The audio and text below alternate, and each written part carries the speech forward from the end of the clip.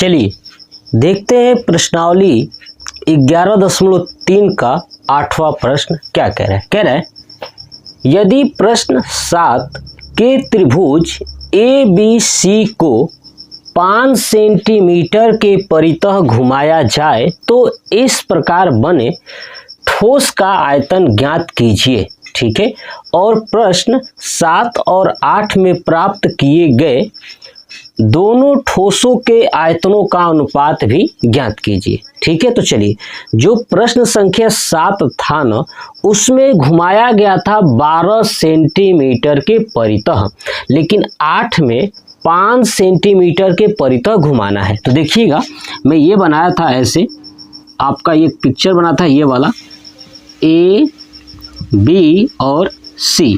इसमें ये था 5 सेंटीमीटर और ये था आपका 13 सेंटीमीटर और ये आपका 12 सेंटीमीटर। क्लियर। चलिए तो जब 12 सेंटीमीटर के परितः घुमाए थे तो 12 सेंटीमीटर ऊंचाई हो गया था। अब 5 सेंटीमीटर के परितः घुमाओगे तो ऐसे पिक्चर को ऐसे लेके आओगे तो इधर आ जाएगा, ऐसे ये वाला। आई बात समझ में? ये पिक्चर बनेगा तो इस बार 5 सेंटीमीटर क्या हो जाएगा, ऊंचाई हो जाएगा। ये क्या हो जाएगा, 5 सेंटीमीटर ये ऊंचाई हो जाएगा और 12 सेंटीमीटर त्रिज्या हो जाएगा। क्यों? क्योंकि इस पिक्चर को अब ऐसे देखिए सीधा करके, तो आपको ऐसे दिखाई देगा, ऐसे दिखाई देगा। आई बात समझ में? ठीक है, तो ये है 5 सेंटीमीटर वाला और ये है 12 सेंटीमीटर। क्लियर हो गया ना।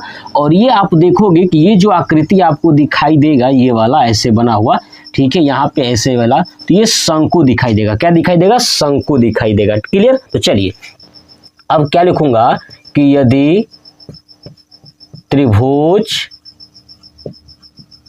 है ना, त्रिभुज की भुजा 5 सेंटीमीटर के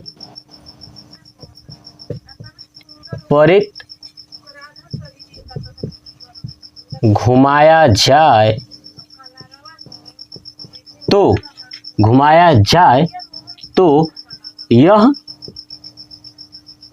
शंकु की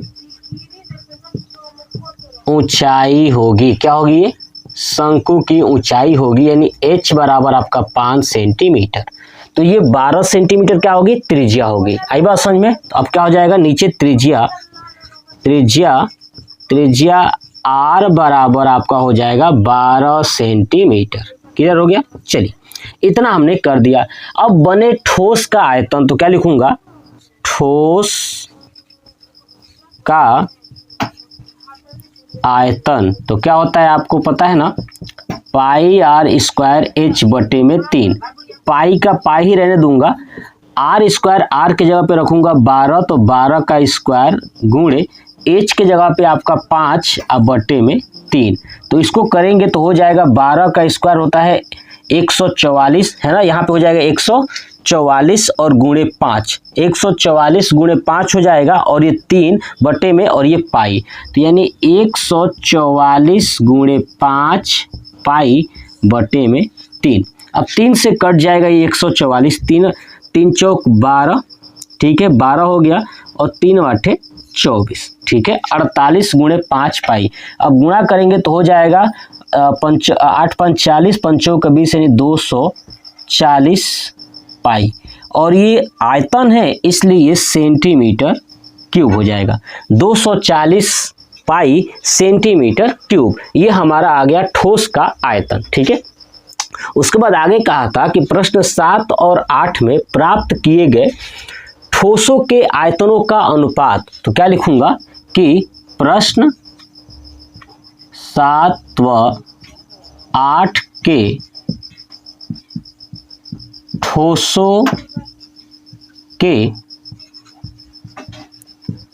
आयतनों का अनुपात। तो मैं बता दूं प्रश्न संख्या 7 में जो आयतन आया था वो 100 पाई था, अब बटे में ये आया है 240 पाई। तो पाई से पाई कैंसिल, 0 से 0 कैंसिल, तो क्या बचा आपका 10 बटे 24 5 दूना 10 और 12 दूना 24, यानी आपका आया 5/12।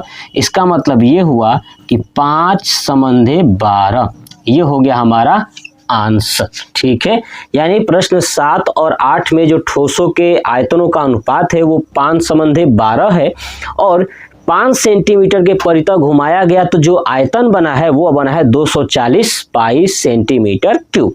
चलिए आप जो है कि इसका स्क्रीनशॉट ले लीजिए। प्रश्न संख्या 8 भी कंप्लीट हो गया।